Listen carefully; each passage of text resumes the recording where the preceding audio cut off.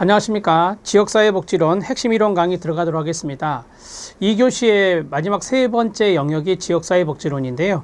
지역사회복지론은 앞에 있는 실천론, 기술론보다는 조금 더 어렵게 출제되는 게 일반적입니다. 지역사회복지론에서 25문제가 나오는데 이 중에서 20개 정도 맞추신다면 상당히 선방했다, 이렇게 말씀드릴 수 있겠습니다. 기출문제를 쭉 보시면 좀 쉽게 나온 해도 있어요. 하지만 일반적으로 봤을 때 약간 까다롭고 지엽적인 부분이 나온 것이 많기 때문에 앞에 있는 실천론이나 기술론보다는 좀 더 어려운 영역이다, 이렇게 말씀드렸습니다. 여기 핵심 요약집에 있는 내용들, 기출문제 확인학습을 포함해서 이 내용들을 좀 잘 숙지하신다면, 모르겠어요, 기출문제랑 같이 이제 시너지 효과가 나타난다면 20개 정도는 맞출 수 있지 않을까, 이런 생각을 해봅니다. 우리가 이제 지역사회복지론 같은 경우는 전반부가 좀 이론적인 부분, 외워야 하는 부분들이고요. 그 다음에 후반부가 이제 추진체계, 복지관이나 자원봉사센터, 자활, 그 다음에 사회복지 공동모금의 이런 추진체계들이 나와요. 그래서 이 전반부가 좀 공부하기가 까다롭고 후반부는 조금 더 수월하다, 이런 느낌이 있습니다. 그래서 여러분들이 앞에 전반부를 좀 더 많이 외울 거는 외우시고 그 다음에 이해하시고 하시면 좀 좋은 점수를 받을 수 있다라는 것을 팁으로 말씀드립니다. 자, 이번 시간에 1번 지역사회복지 실천의 실천 원칙과 목표 들어가도록 하겠습니다. 앞에서부터 만만치 않아요. 내용들이 조금 무겁기도 하고 학자들이 좀 많이 나오기도 하고 그렇습니다. 그래서 역사적인 부분에 또 숫자가 나오고요. 이런 것들을 막 외우려고 노력을 하셔야 돼요. 그래야 점수가 올라갑니다. 자, 정의 들어가겠습니다. 사회복지의 전문적 실천 방법의 하나죠. 그러니까 개인 대상 사회복지 실천이 있고 집단 대상 사회복지 실천이 있고 지역사회복지 실천이 있어요. 이걸 우리가 3대 사회사업 방법론이라 하잖아요. 그래서 그 중에 하나다라고 말씀드린 거예요. 자, 그 다음에 지역사회를 단위로 하죠. 왜요? 네, 지역사회복지론이니까 지역사회 동그라미, 발생하는 사회문제, 그러니까 뭐 여기까지 말하면 지역사회 문제, 이렇게 보면 되겠죠. 지역사회 문제, 즉 지역사회 주민이 당면하고 있는 공통적인 욕구나 문제를 지역사회 스스로가 조직적으로 해결할 수 있도록, 한마디로 말하면 지역사회가 클라이언트거든요.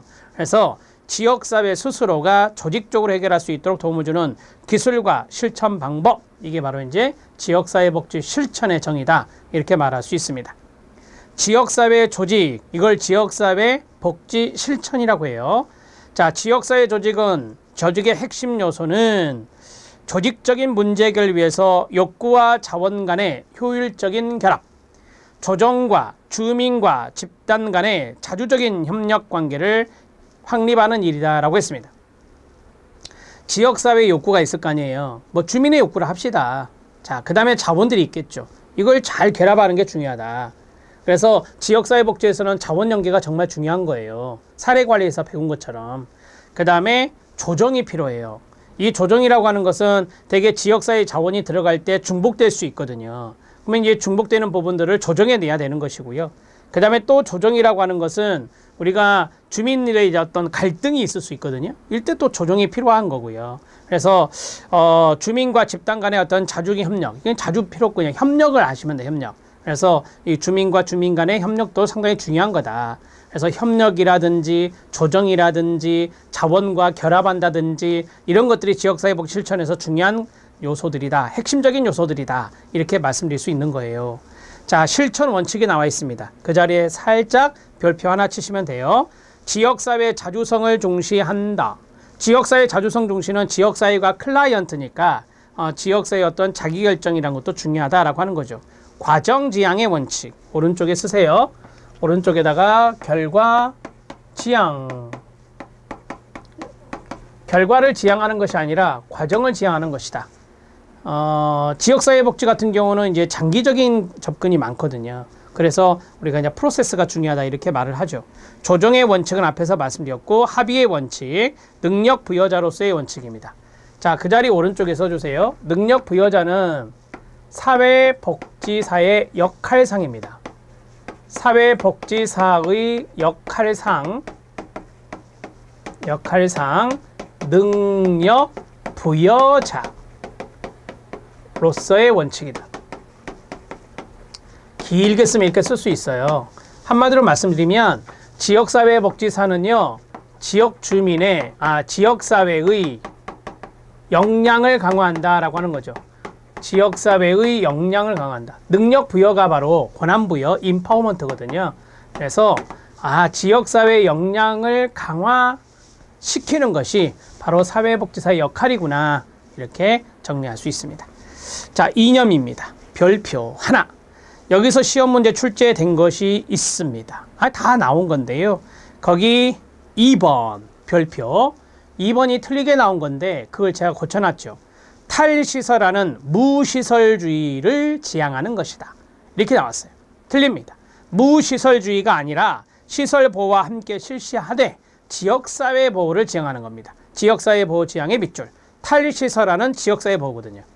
자, 1번 정상화는 1950년대 덴마크를 비롯한 북유럽에서 시작된 이념입니다. 북유럽의 동그라미.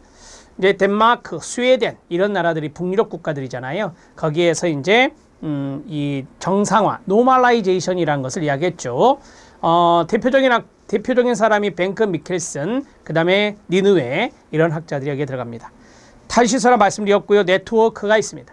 네트워크는요, 그렇습니다. 자원 연계를 위함이다. 그리고 여기 뒤에 보면 지역 구성원의 개인정보를 누구나 공유하는 의미는 아니다. 자, 지역사회 구성원의 개인적인 정보를, 개인정보를 누구나 공유하는 것이다, 이렇게 시험에 나왔거든요. 네트워크. 그거 아니죠. 네트워크는 자원 연계죠. 그 다음에 주민 참여의 이념은 주민자치나 주민복지로 설명되며 지역의 개방성을 지향한다. 개방성의 동그라미. 자, 이 주민 참여라고 하는 것은 우리가 개방적인 부분이 기본 전제로 깔려야 주민 참여, 주민 자치가 되는 거예요. 그 다음에 사회통합은 세대 간, 지역 간 차이에서 발생하는 경제적 우위, 다른 말로 해보세요. 양극화죠. 자, 이러한 것들을 해소하기 위해서 노력한다. 양극화 해소가 사회통합이다, 이렇게 말할 수 있겠습니다. 자, 어렵지 않죠, 여러분? 하나하나 이제 곱씹어 보시면 되는 거예요. 간단하게 말씀을 드리도록 하겠습니다. 포스트잇 한 장 빼서 쓰십시오. 정상화가 나왔다. 정상화는 지역사회에서 보통생활을 영위하는 거다. 지역사회에서 보통생활을 영위하는 것을 우리가 정상화라 한다. 자, 북유럽에서 시작되었다.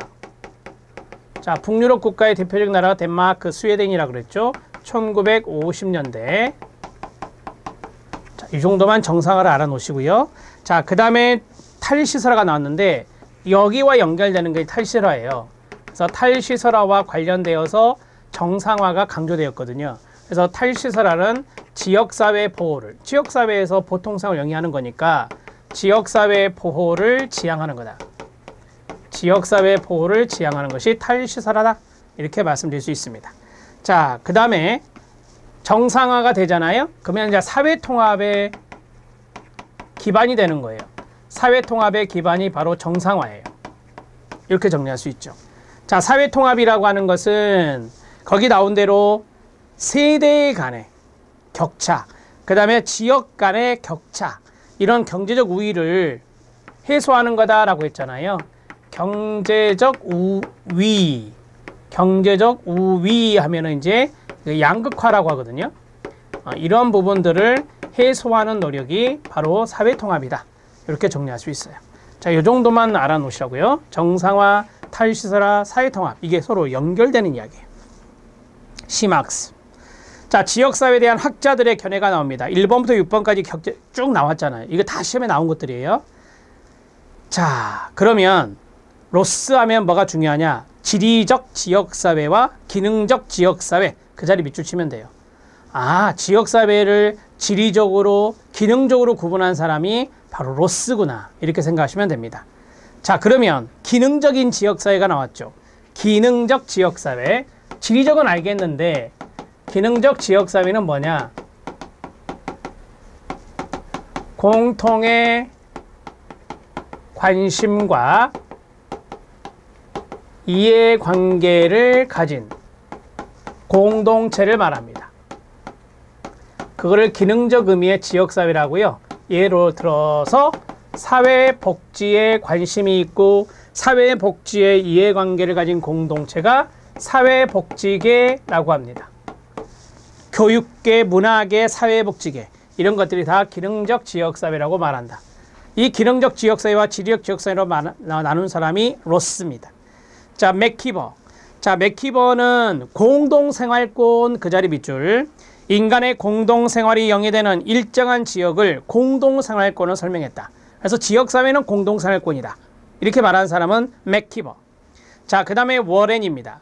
자, 워렌은 지역적 적합성을 가진 주요한 사회적 기능 수행의 단위와 체계의 결합이다 라고 했는데요. 자, 거기에 보면 사회적 기능 수행의 단위 그 자리 나오죠. 사회적 기능 수행의 단위 그 자리 밑줄 치면 돼요. 요거 나오면 워렌입니다. 힐러리입니다. 힐러리는 지리적인 것 동그라미 1, 사회적인 상호작용 동그라미 2, 공동의 유대 동그라미 3. 아, 지역사회의 3대 요소가 바로 이거야 라고 말하는 사람이 힐러리예요. 자, 그러면 첫 번째 뭐가 있죠? 지리가 있죠. 지리. 우리가 이제 보통 지리적인 의미는 어떤 땅의 바운더리 이런 것들이 이제 지리적 의미니까 그게 이제 기본적으로 있고, 그 다음에 이제 사회적인 상호작용, 문화적인 상호작용이 있고, 그 다음에 공동의 유대감이 있다. 이렇게 해서 세 가지. 이 공동의 유대를 우리가 소속감이라고 하긴 하는데요. 더넴입니다. 지역사회 유형을 인구의 크기나 경제적 기반이나 여러 가지의 기준으로 나누었죠. 뭐 사회적인 특수성도 있고요, 인구의 크기도 있고요, 그 다음에 경제적 기반도 있어요. 자, 이러한 것들이 이제 더넴이 나눈 기준이다 이렇게 생각하시면 돼요. 그 다음에 길버트와 스펙트는 밑에 사례 쭉 나오는데, 길버트와 스펙트는 지역사회 기능을 사회복지제도, 경제제도, 정치제도, 종교제도, 가족제도 이렇게 5개로 나눈 분이에요. 그래서 이 5개의 기능이 나오겠죠. 서로 연결하는 문제도 나왔고 아래와 같이 사례 문제도 출제되었습니다. 자, 적용을 보면 길버트와 스펙트의 상부상조 기능이 나옵니다. 상부상조 기능은 사회복지거든요. 좀 이따 다 정리하겠는데, 수급자인 독거노인을 위해서 주민 일촌 맺기를 통해 생계비 지원에 밑줄 쳐요. 생계비 지원하는 거 상부상조입니다. 자, 왜요? 거기 앞에 일촌 맺기, 주민 일촌 맺기 한다고 그랬잖아요. 그 다음에 생산 분배 소비입니다. 지역 주민이 생산한 채소를 마을 공동 판매장에 진열해서 판매하는 거. 이게 바로 경제제도의 기능입니다. 그 다음에 사회통제 기능. 사회통제는 법, 규범, 즉 정치제도의 내용인데요. 갑 마을에서는 인사 잘하는 마을 만들기 위해서 조례 동그라미, 조례를 제정하고 위반하는 청소년에게 벌금을 강제로 부과한다. 사회통제 기능입니다. 그 다음에 두 번째, 지역사회에서 안전한 생활 영위를 위하여 법률 동그라미, 법률로 치안을 강제하고 법과 도덕을 지키게 한다. 이것도 사회통제 기능. 그 다음에 사회통합 기능은 종교제도예요. 그래서 종교단체가 중요한 단어. 종교단체 동그라미, 을 종교단체가 지역 주민의 어르신을 대상으로 경로잔치 개최하고 그 다음에 후원물품을 나눠준다면 이건 사회통합에 해당된다. 이렇게 정리할 수 있습니다. 지금 안 나온 게 뭐죠? 사회화 기능이 없습니다. 가족제도가 사회화죠. 가정교육을 생각하면 돼요. 가정교육이 잘 이루어진다면 그 사람의 사회화 기능이, 사회화가 잘 이루어질 수 있다. 이렇게 생각하시면 됩니다. 자, 여기까지 진행했는데 제가 키워드를 적어드렸잖아요. 그 키워드에서 여러분들이 많이 놓칠 수 있는 것들이 있어요. 좀 독특한, 잘 나오지 않는 학자들, 그런 학자들은 정리해 놓을 필요가 있어요. 자, 맥키버. 맥키버의 키워드는 공동생활권이었죠. 지역사회를 공동생활권으로 규정했다. 요거 알아놓으시고, 그 다음에 워렌이 있었죠. 자, 워렌은 사회적 기능 수행의 단위. 사회적 기능 수행의 단위. 그 다음에 더넴이 있었죠. 더넴은 지역사회 유형 구분. 지역사회 유형을 구분했던 사람이 더넴이다. 되셨죠? 그 다음에 힐러리. 힐러리는 지역사회에 3대 요소가 있다. 지리적인 영역이 있고, 그 다음에 상호작용이 있고, 그 다음에 유대가 있다. 공동유대라고 쓸게요. 자, 이 세 가지의 요소가 있다. 세 가지 요소를 이야기한 사람이 힐러리다. 이렇게 정리할 수 있어요. 마지막은 길버트와 스펙트 이야기인데, 길버트와 스펙트는 이렇게 외우시면 돼요. 경제는 소생분이다. 소비, 생산, 분배의 역할을 한다. 정치, 통제다. 정치는 사회 통제 기능을 한다. 종교는 통합이다. 사회통합의 기능을 한다. 그 다음에 가족은 사회화, 가족제도는 사회화의 기능을 한다. 그 다음에 마지막 복지는 부조다. 복지는 상부상조, 상호부조와 같은 이런 복지부조, 이렇게 암기법을 하면 되는데요. 자, 이것을 싸잡아서 지역사회 기능이라고 말한 사람, 이것을 지역사회 기능이야, 지역사회 기능이야 이렇게 말한 사람은 길버트와 스펙트가 되겠습니다. 이렇게 해서 정리 끝. 되셨죠? 네, 간단하게 포스트잇에 적어 놓으시면 됩니다. 자, 이제 지역사회 향상을, 역량을 향상시키는 조건이 있고 지역사회복지 실천의 5가지 핵심 원칙이 있습니다. 이게 최근에 출제가 된 건데 이 지문들이 약간 어렵기도 해서 지엽적인 것들이 나왔어요. 그래서 이것을 좀 구분해서 넣어드렸습니다. 이거는 많이 보는 수밖에 없어요. 외우는데 한계가 있기 때문에. 첫 번째는 지역사회의 역량을 향상시킨다. 지역사회를 임파워링 시킨다. 이렇게 생각하면 돼요. 첫 번째는요, 펠링이 말한 것. 두 번째는 워렌이 말한 겁니다. 자, 펠링이 말한 것은 인적 차원의 지역사회 역량 조건을 이야기하고 있습니다. 첫 번째, 지역사회 주민의 지역사회에 대한 헌신입니다. 헌신에 동그라미 쳐요. 다양한 지역사회 구성원 자신들의 가치와 이익에 관한 자각입니다. 가치 동그라미요. 자각에 동그라미 치면 돼요. 지역사회에는 많은 구성원들이 있습니다. 이 구성원들이 자기 자신의 어떤 가치가 자각되면은 그 지역사회는 역량이 올라가겠죠. 세 번째, 다양한 지역사회 구성원들 간의 효과적인 의사소통, 의사소통의 밑줄. 지역사회 구성원들은 목표를 확인하고 목표 달성을 위한 활동에 참여한다라고 했습니다. 활동 참여의 밑줄이요. 이게 바로 주민 참여가 되겠죠. 주민 참여가 되면 지역사회 역량을 향상시킬 수 있습니다. 자, 그러면 1번부터 4번까지 키워드 말씀드렸는데 그것만 머릿속에 넣어요. 인적 차원의 지역사회 역량 조건은 첫 번째가 헌신이다. 두 번째는 가치에 대한 자각이다. 세 번째는 뭐다? 의사소통이다. 네 번째는 뭐다? 활동에 참여하는 주민 참여다. 자, 두 번째는 지역사회 역량을 향상시키는 조건에 워렌이 있습니다. 구성원들은 비인간적 기초가 아닌 인간적인 기초 위에서 서로 존중해야 된다. 이게 바로 다양성 존중입니다. 다양성 존중에 동그라미 치면 돼요. 자, 한마디로 말하면 구성원들이 각색의 구성원들이 있어요. 따라서 인간적인 기초 위에서 서로 이거 존중해 줘야 된다라고 하는 거. 아무리 소수자라도 존중받아야 된다라고 하는 거죠. 다양성 존중입니다. 두 번째는 지역사회 내의 권력의 광범위한 배분입니다. 권력 배분의 밑줄이요. 권력이 한쪽으로 치우쳐 있으면 우리가 차별이라 하거든요. 그래서는 안 된다라고 하는 거죠. 지역사회는 다양한 인종 집단, 종교 집단, 이익 집단 모두를 포용한다라고 했어요. 포용의 동그라미. 자, 위에 있는 것들과 다 맥락이 비슷하죠. 네 번째, 높은 수의 지역사회 자체의 통제력을 향상시켜야 된다라고 했습니다. 지역사회 통제력 향상입니다. 통제가 되지 않은 지역사회 생각해 보세요. 자, 그게 바로 여기 나온 대로 지역사회 역량이 향상될 수 있을까요? 그렇지 않습니다. 높은 수준의 지역사회 자체 스스로의 통제력이 있어야 된다라고 하는 거죠. 지역사회는 의사결정 과정에서 협력을 극대화하고 갈등을 최소화합니다. 협력에 동그라미 쳐요. 갈등도 있을 수 있지만 그걸 최소화시키고 협력을 더 극대화시킬 필요가 있다라고 하는 거죠. 자, 워렌이 말한 지역사회 역량을 향상시키는 조건 이렇게 5가지가 있습니다. 자, 여러분들 최근에 기출문제 보시면 이런 문제들이 들어있어요. 그래서 이 내용들을 좀 알아두어야 그 문제를 컨트롤할 수 있습니다. 지역사회 복지 실천의 5가지 핵심 원칙입니다. 첫 번째는 뭘까요? 협력입니다. 자, 지역 주민 간의 협력적 관계를 구축해야 됩니다. 그 다음에 두 번째, 무엇일까요? 네, 목표 형성. 목표 형성은 목표 설정이 됩니다. 목표를 수립하라고 하는 거예요. 그 다음에 평가가 필요합니다. 지역사회 구성원 중심으로 목표를 형성하고 평가하는 게 필요합니다. 그 다음에 세 번째는 문제의 사회 구조적 요인을 반영한 개입 전략을 마련한다. 자, 우리가 주민 개인의 문제로 보면 안 되고 사회 구조적인 원인으로 봐야 된다라고 하는 거죠. 문제를, 지역사회 문제를. 그렇게 해서 사회 구조적인 요인으로 발생했으니 거기에 따른 개입 전략이 마련돼야 된다라고 하는 겁니다. 그 다음에 전략적 성공을 위한 전술적 승리 활용입니다. 전술의 동그라미. 그러니까 전략이 나오고 전술이 나오는데 이 전술을 잘 활용해야 된다라고 하는 겁니다. 소규모 지역사회 수준에서의 지속적 단계적 변화입니다. 자, 거기에 이제 오른쪽에 보면 지역사회가 변화가 돼야 되잖아요. 그런데 이제 단계적인 개입을 하자라고 하는 거죠. 단계적인 개입. 단계적에 동그라미 치면 됩니다. 우리가 이제 소규모 지역사회 수준에서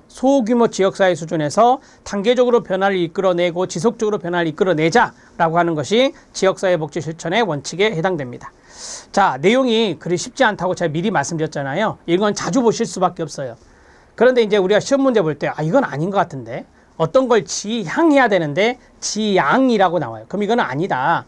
자, 우리가 보통 기본적으로 이해하면, 기본적으로 문제 지문을 이해할 수 있다면 그게 이건 아닌 것 같은데 아무리 봐도 이거는 틀렸어 라고 하는 내용들이 나올 수 있어요. 그렇게 나오는 게 80% 이상 돼요. 그러니까 여기 있는 내용을 외우려고 하지 마시고, 그래, 이게 필요하지, 이렇게 하면 지역사회 역량 강화되겠네, 그리고 이렇게 하면은 지역사회 복지 실천이 지역사회 복지 실천이라고 말할 수 있겠다, 이런 식으로 이해하시면서 보면 돼요.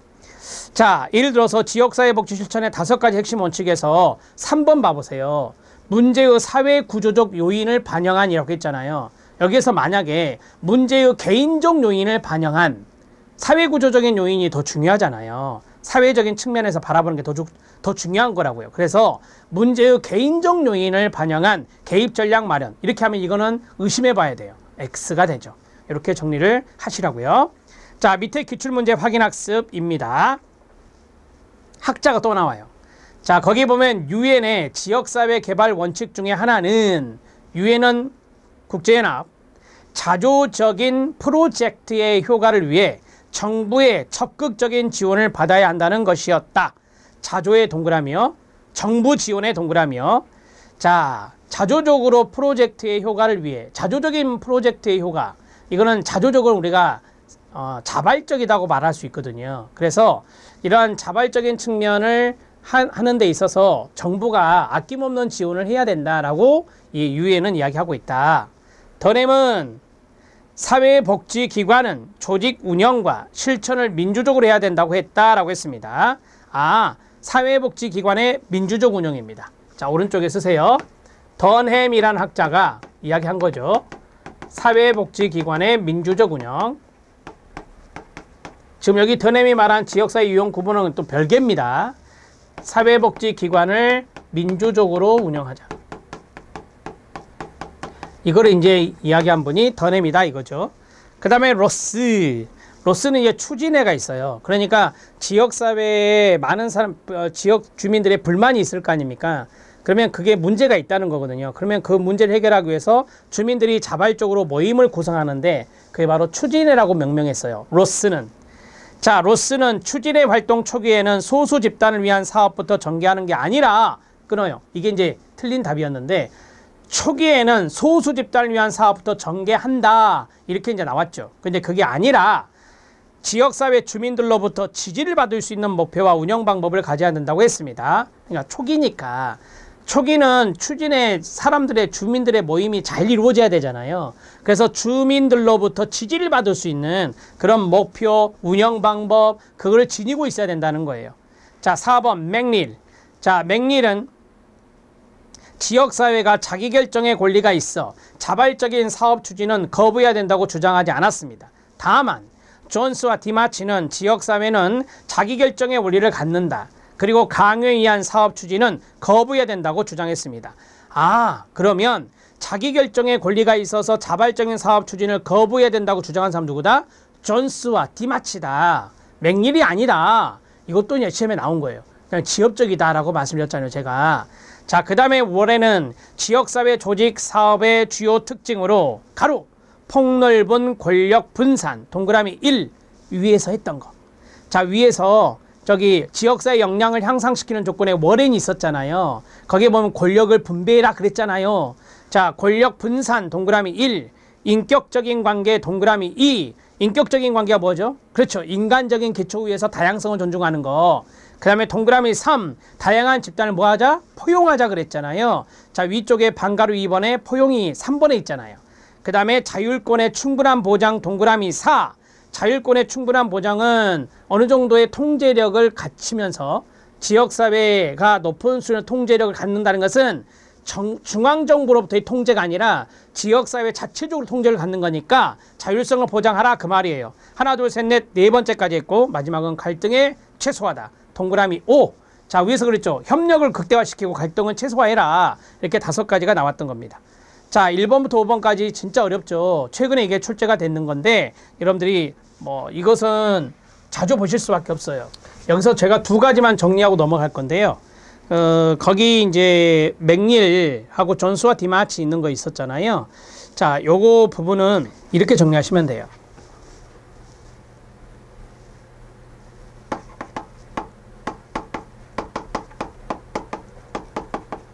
자, 존스와 디마치는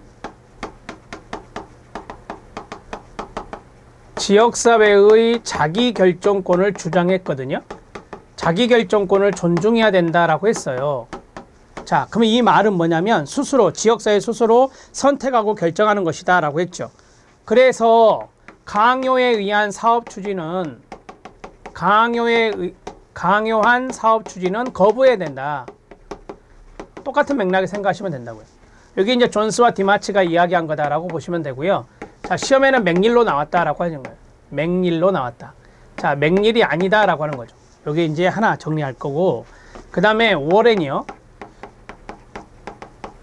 자, 워렌이 이야기했던 동그라미 1번부터 5번까지 쭉 나왔는데, 이거는 이제 지역사회의 역량을 향상시키는 조건, 역량 향상의 조건인데, 이걸 강조했던 분이 워렌인데, 그 5가지가 있었잖아요. 첫 번째가 권력의 분산이다. 권력을 적절하게 분배해야 된다라고 하는 거예요. 그 다음에 이제 2번째가 인격적인 관계다. 인격적 측면에서 다양성을 존중해야 된다라고 하는 거죠. 인격적 측면에서 다양성을 존중해야 된다. 자, 그게 2번째가 되죠. 존중. 그 다음에 3번째, 포용력이 필요하다라고 했어요. 다양한 집단을 포용하라. 다양한 집단을 포용하라 했고, 그 다음에 4번째는 지역사회의 자율성을 보장하라라고 했습니다. 지역사회 자율성 보장은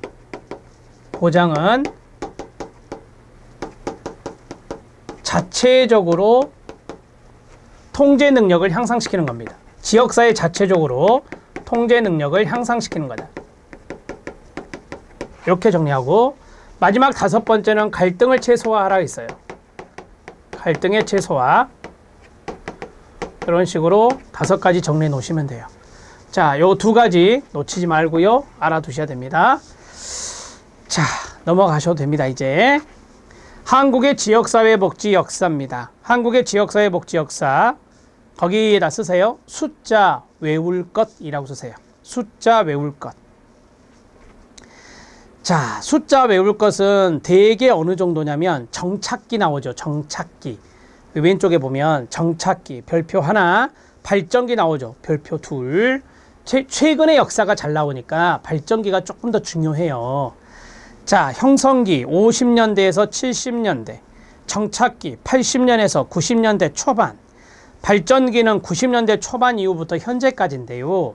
자, 해방 이후 불우한 환경에 있는 아동이나 노인이나 장애인 등을 위한 시설보호 사업, 그 자리 현관펜 밑줄. 한국전쟁 후 아닙니까? 그래서 시설보호 사업이 주류를 형성했다고 볼 수 있고요. 지역사회복지사업은 한국외원기관연합회, 카바에 의한 사회복지사업이 70년대 초반까지 주종을 이루었다고 합니다. 70년대 초반까지 주종을 이루었다. 새마을운동이 시작될 무렵. 자, 외국 민간 원조 단체 한국연합회, 아까 말씀드렸던 카바입니다. 이 카바는 Korean Association of Voluntary Agencies, 그래서 앞에 있는 이니셜을 딴 거예요. KAVA, 그래서 카바라고 읽습니다. 70여 개 단체 중에 28개는 교육, 보건, 사회복지, 구호, 지역사회 개발의 사업에 직접적인 유대를 가지고 있으나 42개 단체는 주로 기독교 복음 전파의 사명과 목적을 갖고 종교 사업에 치중하면서 부수적으로 교육, 구호, 보건, 사회복지 분야에서 사업활동을 전개했다 합니다. 밑줄 친 거 위주로 보면 돼요. 2번, 카바는 지역사회 조직사업 등 전문적인 사회복지 사업을 가능한 한 실천으로서 보여주고 있으며 상호 정보 교환을 함으로써 원조의 중복을 피하도록 함과 동시에 상호 간의 전문 지식을 얻을 수 있는 기회를 제공했다 할 수 있습니다. 지역사회복지를 강화하기 위해서 지역 주민들 간의 상호 연대와 협의에 의한 보건, 교육, 복지, 구호, 지역사회 개발 등의 분야에서 정부기관과 효과적으로 협조하여 사회복지, 지역사회복지 활동에 교량적 역할을 수행했습니다. 카바는요, 민간업체입니다. 자, 민간 원조단체 한국연합회잖아요. 그래서 민간 단체라고 보면 되고요. 자, 카바에 의한 외원사업은 복지활동과 더불어 미국식 전문사회사업의 실천 방법과 관련된 이론을 소개하기도 하고 대학 부설 사회복지관의 출연과 민간사회복지관의 설립을 통해 구체화되었습니다. 그러나 5번은 별표 하나 쳐야 돼요. 5번, 그러나 한국의 전문적 실천이 아직 정착되지 않은 상태에서 한국 자체적인 사회복지 실천이 모색되기 시작하면서 미국식의 전문 사회복지 실천이 무비판적으로 수용 그리고 적용됨으로써 한국 사회에 알맞은 토착적 사회복지 실천 방법이 개발되는데 한계가 있었다. 한마디로 말씀드리면요, 아직 한국은 한국식이 정착되기도 전에 미국 것을 무비판적으로 받아들였어요. 수용했어요. 그러니까 한국에 알맞는 토착적인 사회복지 실천 방법이 개발되기는 어려웠다라고 하는 거죠.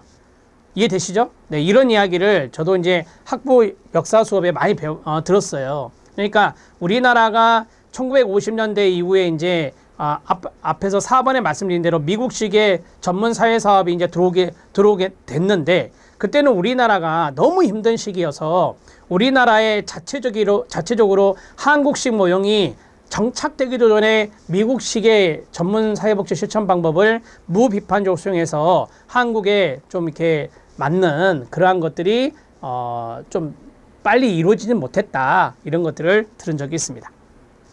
이 정도만 정리하면 돼요. 그러니까 카바의 의미가 2번이고요. 카바의 한계점은 5번에 있는 거예요. 카바의 한계점은 카바로 인한 뭐랄까요? 좀 우리가 어느 정도는 또 비판할 건 비판해야 되는 거니까 고마울 건 고마워하겠지만 이제 비판할 부분은 5번에 있는 거죠. 자, 이제 정착기 들어갑니다. 여기서부터 좀 이제 본격적으로 본론이라고 보시면 되는데요. 사회복지관은 1983년에 사회복지사업법이 한번 개정이 됩니다. 그래서 국가의 공식적인 지원을 복지관이 받게 돼요. 자, 80년대 중반 복지관의 양적 확대가 이루어집니다. 그러니까 83년에 이제 복지관에 대한 이제 정부 보조가 법 개정으로 이루어지면서 이 양쪽으로 쭉 많이 늘어나요. 그런데 이제 급격하게 완전히 팽창되게 늘어난 것은 90년대거든요. 그래서 급격한 양적 팽창은 90년대라고 보셔야 돼요. 80년대는 양적인 확대, 그 다음에 급격하게 양쪽으로 팽창된 것은 90년대 이렇게 정리를 하시라고요. 밑줄 친 것 알아놓으셔야 됩니다. 시험에 예전에 출제된 적이 있어요.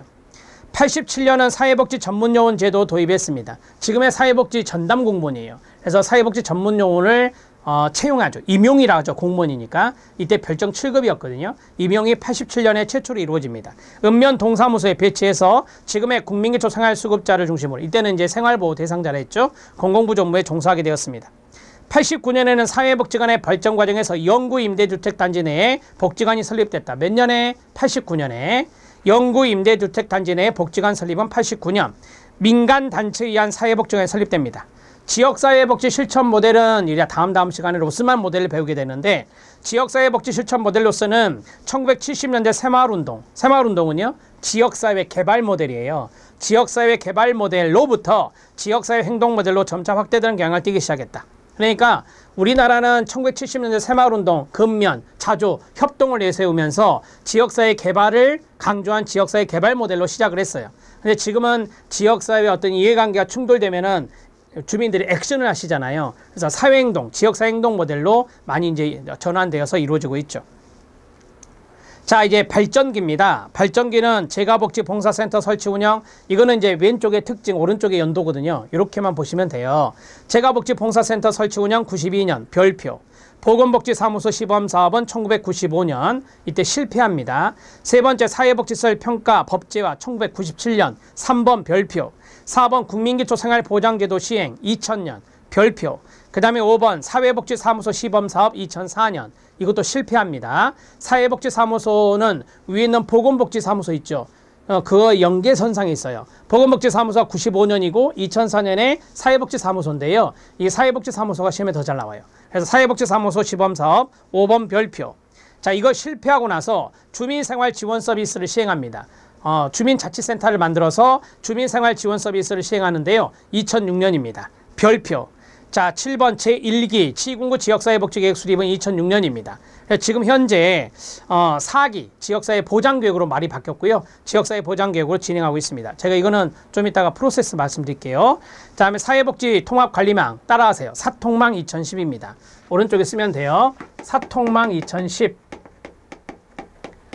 이런 식으로 저는 외우고 있거든요. 사회복지 통합관리망을 사통망이라 해요. 이걸 행복이음이라 하죠. 행복이음이라고 해요. 사통망 2010 잘 나와요. 별표. 희망복지지원단 출범 2012년 별표. 맞춤형 급여제도 또는 복지급여제도로 하거든요. 맞춤형 급여제도 실시 2015년 별표. 읍면동 복지오바 사업 이걸 찾아가는 보건복지 서비스라고 합니다. 2016년 별표. 지역사회 통합 돌봄입니다. 지역사회 통합 돌봄은 이제 다음 시간에 제가 좀 더 구체적으로 할 건데 지역사회 통합 돌봄 사회서비스원 시범 사업 설립이요. 자, 이런 것이 다 2019년에 이루어집니다. 12번 별표. 가장 최근의 것입니다. 지역사회 통합 돌봄과 이걸 커뮤니티 케어라고 해요. 지역사회 통합 돌봄과 사회서비스원 시범 사업은 2019년입니다. 자, 사회서비스원 있잖아요. 사회서비스원. 자, 처음에 이제 네 군데. 서울, 그 다음에 경기, 그 다음에 대구, 그 다음에 경남. 이렇게 네 군데가 시범 사업을 합니다. 자, 됐고요. 자, 제가 별표 친 거는 꼭 외우셔야 됩니다. 여러 번 읽으시면 외워집니다. 아까 제가 지역사회복지계획 말씀드렸잖아요. 이제 그 내용을 좀 말씀드리고. 자, 거기 보면 지역사회복지계획이 1기가 2006년이었어요. 포스트잇 한 장 빼시고요. 1기 지역사회 처음에 사회복지사업법에 있을 때는 지역사회복지계획이라고 했어요. 이걸 수립하는 것이 2006년이었습니다. 자, 그러면 2007년부터 이제 우리가 1기 계획이 들어갔겠죠. 이거는 이제 계획을 수립하는 거고요. 그러면은 1기는 이게 4년마다거든요. 몇 년마다? 4년마다. 그러면 2007, 7, 8, 9, 10, 2010년까지. 2010년까지. 이게 4년마다. 지금도 4년마다예요. 4년마다 수립하는 거예요. 1기. 그 다음에 2기는요. 계속 이어가면 되죠. 2기는 1, 2, 3, 4, 2011년에서 2014년이 되겠죠. 그 다음에 3기는 2015년에서 5, 6, 7, 8, 2018년이 되겠죠. 자, 4기는 2019에서 9, 10, 11, 12, 2022년 이렇게 해서 저는 4기다. 이렇게 보시면 됩니다. 자, 됐습니다. 이제 기출문제 확인학습 보겠습니다. 우리나라 지역사회복지 환경의 변화입니다. 이런 식으로 출제가 됐어요. 사회적 기업 육성법. 사회적 기업은요, 사회적 경제주체라고 그래요. 사회적 경제주체. 사회적 경제주체가 협동조합, 마을기업, 여기 사회적 기업, 이런 것들, 지역자활센터 이런 것들이 다 사회적 경제주체거든요. 자, 2007년입니다. 이거 보면은 좀 법문제 같기도 하죠. 그쵸? 그 다음에 2번은 협동조합 기본법이 2012년이에요. 이런 게 왜 나온지 아세요? 지역사회복지에? 이게 사회적 경제거든요.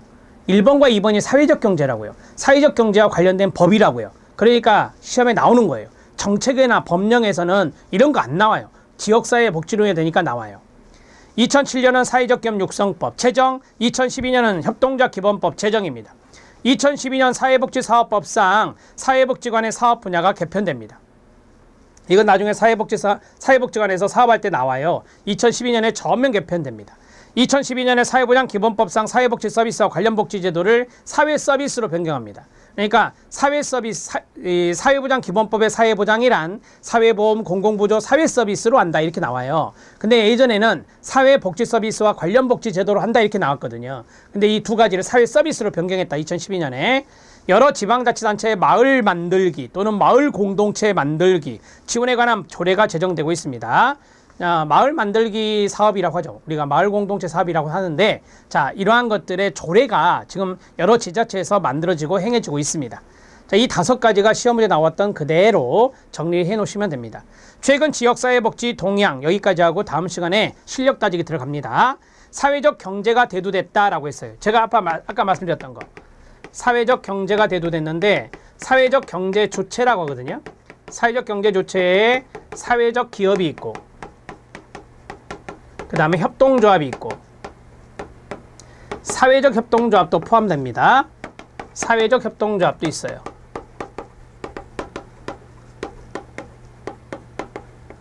그 다음에 마을기업도 있다라고 했죠. 마을기업. 그 다음에 지역자활센터.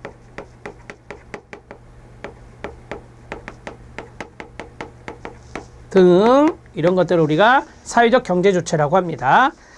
자, 사회적 경제에 대두되어서 지금 강조하고 있어요, 여러분. 통합 사례관리 강화하고 있는 거 아시죠? 읍면동 복지여바 사업 실시했나? 몇 년에? 2016년에 다른 말로 찾아가는 보건복지 서비스. 찾아가는 보건복지 서비스를 읍면동 복지여바 사업이랍니다. 몇 년 단위? 4년 단위로 지역사회 보장계획을 수립하고 있습니다. 지역사회 복지계획이었는데 지금은 지역사회 보장계획으로 말이 바뀐 겁니다. 지역사회 보장계획 4년마다 4년 단위로 실시하고 있고요. 협동조합 기본법 시행으로 실천 주체가 다양화되고 있습니다. 자, 협동조합 기본법이 여기 있어요. 이것도 있고 이것도 있고요. 실천 주체가 보다 더 다양화되었다. 이렇게 보시면 되겠습니다. 최근 지역사회복지의 동향을 이야기했습니다. 여기까지 우리나라 역사 했고요. 앞에서 말씀드렸던 사회서비스원에 대한 거, 지역사회 통합돌봄에 대한 것을 제가 구체적으로 자료를 넣어드렸거든요. 자, 그 내용, 지역사회, 위에는 사회서비스원이고 아래는 지역사회 통합돌봄이잖아요. 그 두 가지 내용을 보고 또 이제 미국, 영국에 대한 기출문제 내용을 쭉 보도록 하겠습니다. 다음 시간까지 하면 역사가 끝나고요. 이제 3강에서는 로스만의 모델 들어가도록 하겠습니다. 열심히 공부하시기 바랍니다. 수고하셨습니다.